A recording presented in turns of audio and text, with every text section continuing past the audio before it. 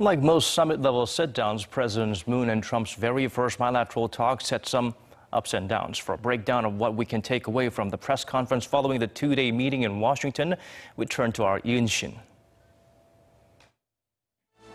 South Korea's President Moon Jae-in received a warm welcome of U.S. President Trump last week, with the White House even serving a Korean fusion dish at the reception. But the summit talks also revealed some differences between the perspectives of the two allies, especially on economic policy. Top of the agenda at the joint press conference Friday, the agreement on strengthening security and defense against North Korea's continued provocations.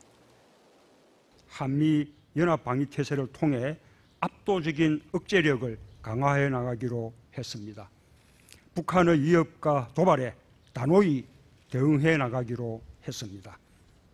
The era of strategic patience with the North Korean regime has failed, and frankly, that patience is over.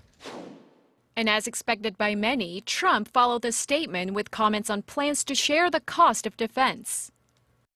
The burden sharing issue is one of the top agenda of President Trump. He always said that not only for Korea but also for Japan and ally members in NATO.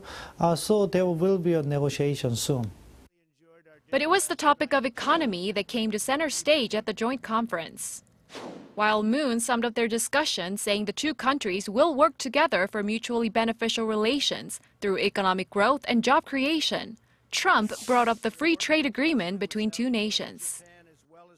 Our trade deficit with South Korea has increased by more than $11 billion. Not exactly a great deal.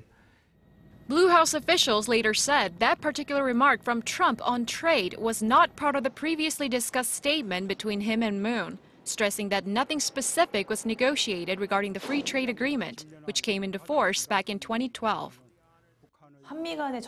For the past several years, the losses on America's end had nothing to do with the KORUS FTA. As far as tariffs are concerned, the U.S. actually benefits far more than South Korea. At this point, further analyzing what exactly the Trump administration wants through renegotiation of the accord is important.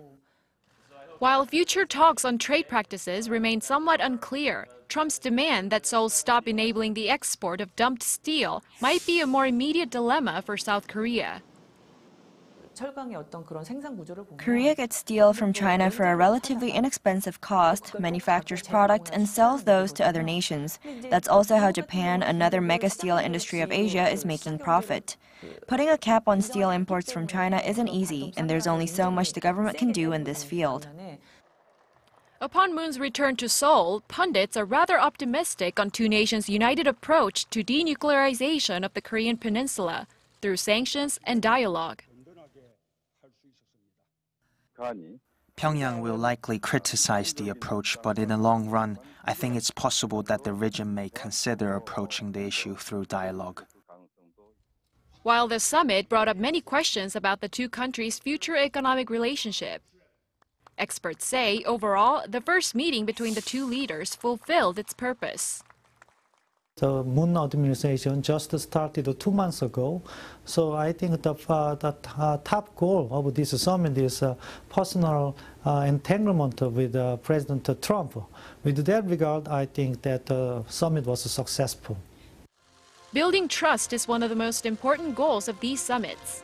However, with many more talks ahead, including a trilateral one between Seoul, Washington, and Tokyo later this week as part of the G20 summit, watchers add that compromise is also expected.